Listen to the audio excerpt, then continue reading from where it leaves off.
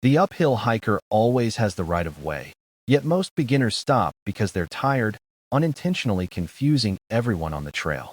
Gravity makes starting much harder than stopping. When you are descending, you must step aside to let the uphill hiker maintain their momentum. It's not just about politeness, it's about energy conservation. If the uphill hiker weighs you down because they need a break, only then do you proceed.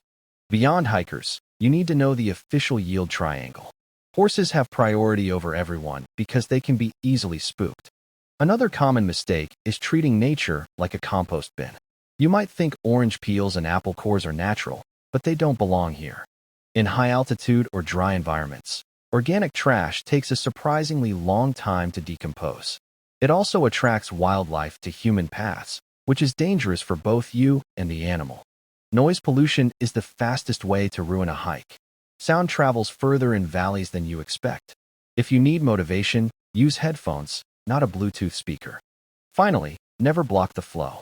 If you need to drink, check a map, or tie a shoe, step completely off the usable tread. Follow this simple decision framework to keep the trail safe and friendly for everyone.